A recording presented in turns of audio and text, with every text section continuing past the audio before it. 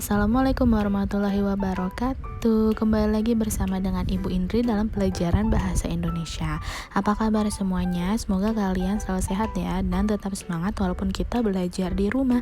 Hari ini Ibu akan menjelaskan tentang teks eksplanasi. Kemarin kan kalian sudah mencatat. Nah, hari ini Ibu akan menjelaskan sedikit dan kita akan latihan tentang teks eksplanasi ya. Pada buku paket kalian, teks eksplanasi terdapat di bab 5. Nah, sekarang kita baca dulu ya teks yang ada di buku tersebut. Mula-mula terjadi guncangan secara tiba-tiba. Segala perabotan di rumah kita ikut bergetar. Bahkan beberapa di antaranya ada yang terjatuh. Kalau kita keluar, mungkin pula ada rumah tetangga yang roboh. Itulah proses terjadinya gempa. Tadi pagi hujan turun dengan sangat deras, jalan-jalan penuh dengan genangan air. Sampai sekolah pun terlambat karena jalan menjadi macet. Nah, cerita macam itu mungkin pernah kamu dengar dari teman atau saudara ketika musim hujan tiba. Bahkan mungkin kamu sendiri pernah pula mengalami pengalaman semacam itu. Nah, cerita tentang proses peristiwa seperti yang tadi kita baca merupakan teks eksplanasi. Peristiwa-peristiwa alam seperti terjadinya hujan, gempa bumi, dan peristiwa alam lainnya dapat disajikan dalam bentuk eksplanasi. Begitupun peristiwa-peristiwa yang terkait dengan masalah sosial, budaya, mungkin pula dengan politik dan ekonomi. Banyak yang disajikan dalam jenis teks eksplanasi. Oke, selanjutnya sekarang kita lihat di situ ada teks eksplanasi tentang peta Kabupaten Bandung. Nah, tampak jelas bahwa teks tersebut menjelaskan sejarah perkembangan Kabupaten Bandung, Jawa Barat. Teks tersebut menjelaskan peristiwa demi peristiwa yang terjadi selama perkembangan Kabupaten Bandung, mulai dari berdirinya sampai pada periode-periode berikutnya. Teks dengan ciri tersebut dapat disebut eksplanasi, yakni teks yang menjelaskan hubungan peristiwa atau proses terjadinya sesuatu. Dalam contoh di atas, peristiwa yang dijelaskan adalah sejarah perkembangan sebuah kabupaten.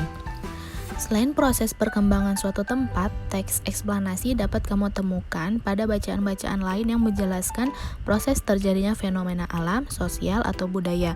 Mungkin juga pada proses yang berkenaan dengan tubuh manusia.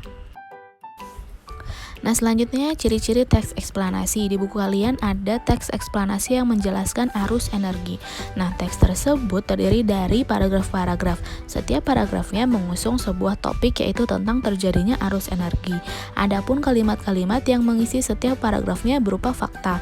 Fakta itu dirangkaikan dengan pola kronologis atau urutan waktu ataupun secara kausalitas atau sebab akibat. Oke, untuk tugas pertama yaitu poin A dan B. Poin A, kalian jawab 3 pertanyaan. Yang pertama, bagaimana ciri umum dari teks eksplanasi? Yang kedua, apa yang dimaksud dengan hubungan kausalitas dalam teks eksplanasi? Dan yang ketiga, apa fungsi fakta dalam teks eksplanasi? Nah, untuk poin B, kalian baca terlebih dahulu ketiga teks tersebut. Di situ ada cuplikan teks, kemudian kalian tentukan cuplikan mana yang berkategori teks eksplanasi.